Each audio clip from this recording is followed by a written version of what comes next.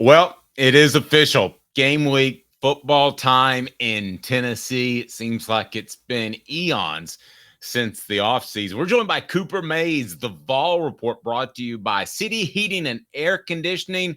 And Cooper, from your perspective, does it feel like a long time? I've talked to some coaches who will say, oh, I'd love to have another couple of weeks to get ready. But as a player, how do you feel? I mean, I feel like it's been a while. Definitely the off season goes by quick, but it's definitely about time. Now, let me ask you too, as far as going into a season. Now we know you're banged up last year with the hernia surgery, but they have had the opportunity to take it easy on you because you're a known commodity. It's not to say you didn't work extensively in preseason camp, but I'm curious how you feel going into a season physically compared to other years. I guess last year with standing, I mean, that's kind of a different situation. Yeah, no, I mean, I just feel more prepared and at ease, probably more than anything. I've done this a lot, so I know kind of where I need to be at and where I've got to go and what I got to do. So, um, yeah, I feel comfortable. I feel like where I'm at where I'm supposed to be. Good deal. All right. I want to talk about that left guard position. Also, Tennessee's tight ends, as I believe they've got a trio of pretty good ones. Hit that like and subscribe button. Do that right now. Turn the notifications on, and we'll be able to visit with Cooper weekly, and you'll know about it throughout the season. We love it. Brought to you by City Heating and Air Conditioning. 50 years in East Tennessee, proud supporter of the Vols. And they're right there. Integrity matters. I'll tell you more here momentarily. But uh, Coop, let's start with that left guard position. Uh, there's been a lot of in and out during camp, and Josh Heupel said that the main three guys are Andre Keurig, Shamarad Umarov, and then Jackson Lampley. If you can just give me kind of a thumbnail sketch of those guys. And let me start with Keurig, who is primarily the starter last year. Yeah, he's a guy that transferred over from Texas and played for us last year. Um, I think he's a really, really good player. Played really good ball for the first half of the season last year. Um, and then he's only gotten better. Super, super athletic guy and kind of can feel the game around him. Um, Sham is a guy that's younger but still figuring it out, and doing really good things and growing kind of every day. He's a strong guy and big, has the physical tools. And then you got Lamp, who he's been here and he's knows the system thoroughly. Does the things right and is very consistent. He's a guy that just shows up and is the same every day, and that's, I think, his biggest strength. What does it challenge you at all when different guys are to your left? I wouldn't say like it's just different guys to your left. It just, as a center, it always affects how you play based off the people that are playing next to you. You know what I'm saying? You can only, like, I mean, like you're going to be the same player, but um, you do a lot better things when you're playing beside better players, if that makes sense. Well, I guess I was wondering if there is a competition that goes on into the season at all. Do you have to be aware of that left guard strengths and weaknesses so that you can play slightly different or alter your game to help him out? Or do you expect them to do the same thing, no matter who it is? I play the same way. Gotcha. I don't think it really changes anything as far as how you try to play or whatever. But yeah, I think it's got to be consistent. Whoever's in there, and then you just gotta trust that they'll do as good as they can do their stuff right, and then that'll shake out how it's supposed to shake out. Want to ask you about a young guy, if I can switch gears to tight end a little bit. I know you don't keep up with recruiting, but Ethan Davis was one of the highest rated players coming into last year's class, and you know how fans can be. Everybody expects you to come in and contribute from day one, and it should be just easy because you've got 4 or 5 stars. You know that's not the case. How challenging do you think it was for Ethan to come in and make that transition just in terms of tempo? Any freshman that comes in and makes that move, it seems like it would be incredibly difficult.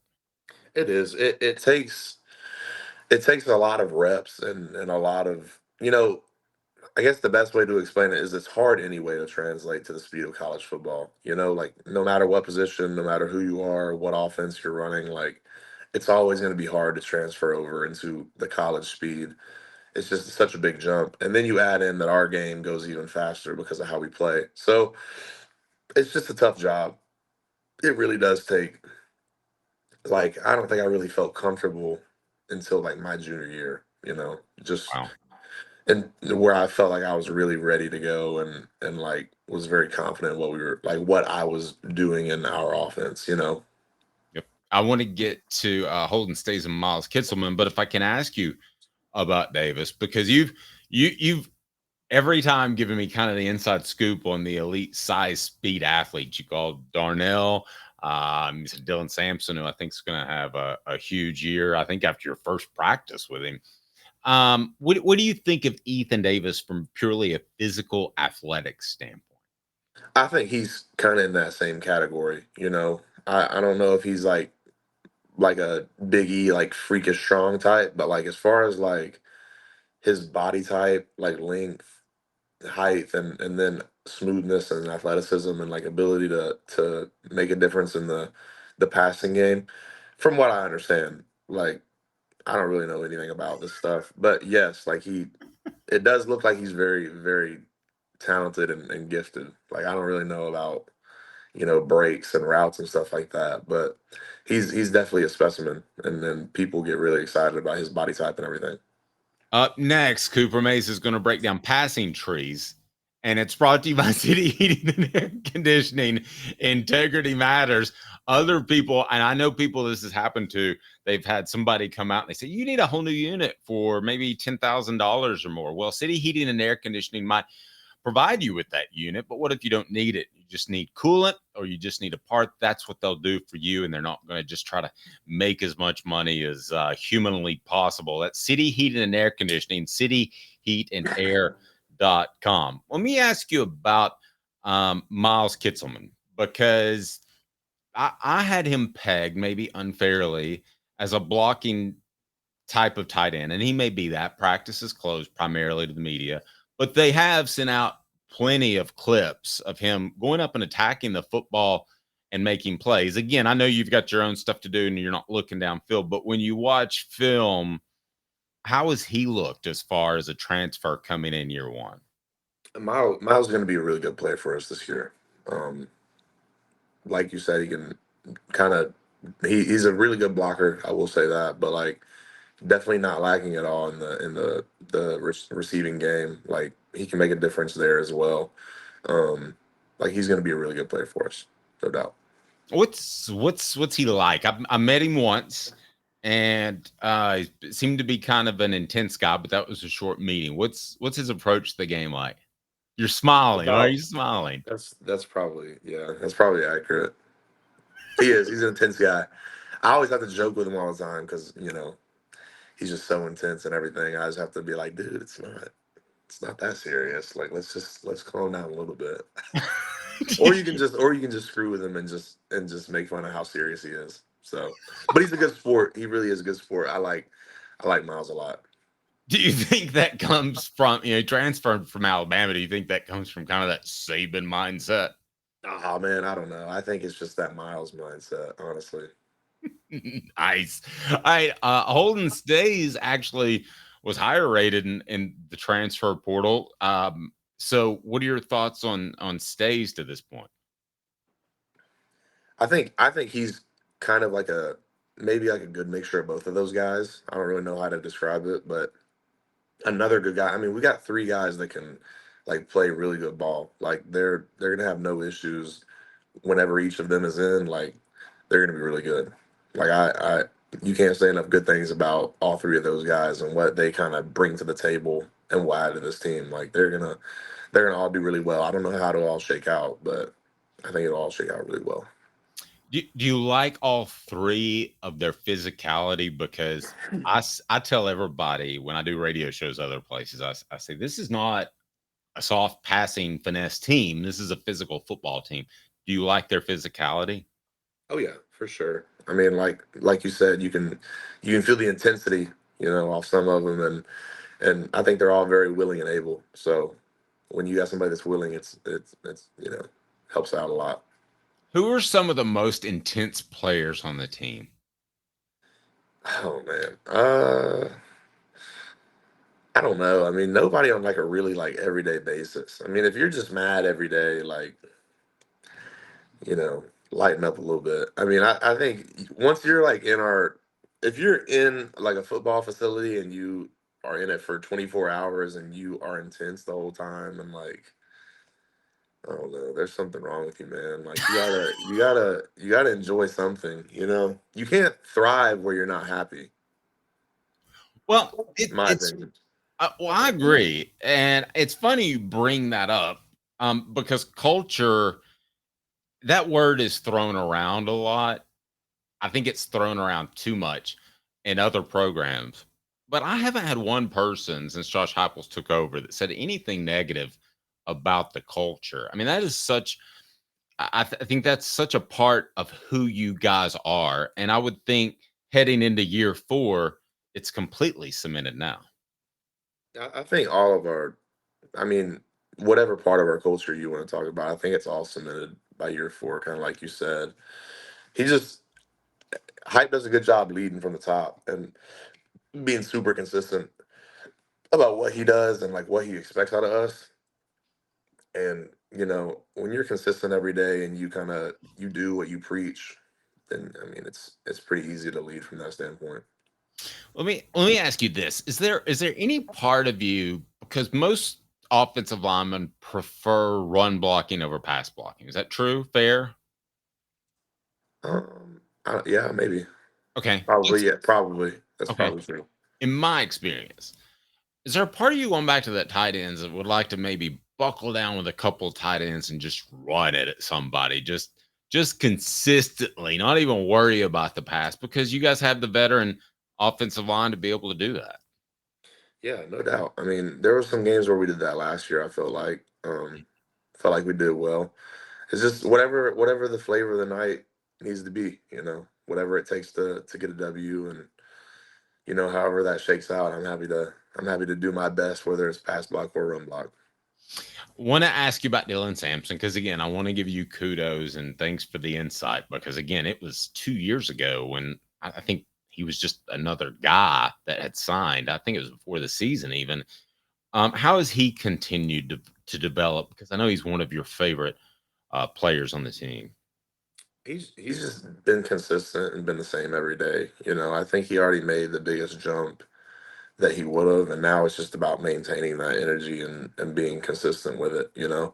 Um, at some point in your career, if you're a better player, like you probably will feel the need to take the jump from being like the just somebody in the room to the guy in the room. And I think he's made that jump, and now it's just for him is maintaining that and kind of bringing everybody else up with him.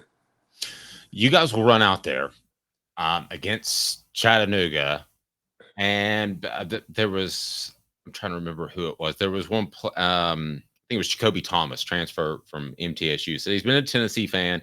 He's never actually seen a game in Neyland Stadium because the recruiting calendars changed. So official visits aren't during the season and the transfer portal and all of that. Right. So what would you tell those freshmen? I'm sure there are others or anybody that runs out there through the T the first time as far as handling their emotions. What would you say? Oh man, I wouldn't tell him to handle any emotions. I would just say feel it. Just go ahead and feel whatever you're feeling, man. Just take it all in and enjoy it. Because I mean, most likely, if you're a freshman, you're not probably worried too much about playing. So go ahead and get excited, man, and don't act a fool. But go ahead and just feel the warmth of the place and the loudness. Well, let me ask you another question. I'm going to tweak it a little bit. Last question for me, and that is, What about a guy who's taking a step? And we've talked about a couple of them that are going to be contributors, that there is some pressure on their shoulders. As far as emotions, can you get too high early? Oh man, I don't know. I'm not really one of those guys. So I mean, I guess you could. I mean, I definitely know people that don't know how to keep their emotions in check at all, and it will hurt them. So yeah, I mean, yeah, I guess so. I just don't really. I don't know. I don't really get like that. So Okay, you can go back to high school if you need to, but do you have a pre-game or preseason story where somebody was just overhyped and they needed to calm down a little bit?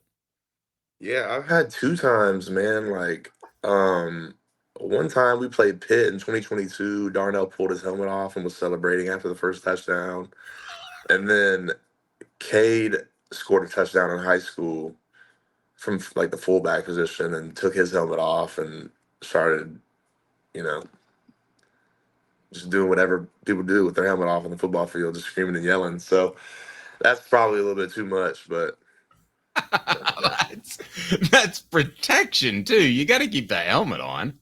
No, they were defeated at that point, but can't can't get the 15-yarder, man. Yeah, that's no good. I imagine Josh Heupel doesn't like that at all. Well, I want to take a second, Coop, to tell you how excited I am for you. How excited I think the fan base is for you in particular after all you've overcome, after they've gotten to know you perhaps a little bit because of this.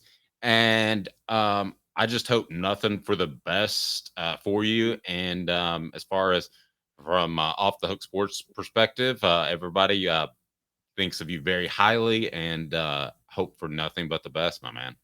Well, I appreciate it. I hope for the best as well, Lord willing. There you go. Hit that like and subscribe button. Turn the notifications on so you know when we talk to Coop. It is game week, Tennessee, Chattanooga, Saturday. Here we go. The Vol Report with Cooper Mace, brought to you by City Heating and Air Conditioning, cityheatandair.com. Integrity matters. 50 years in East Tennessee. This has been a presentation of Off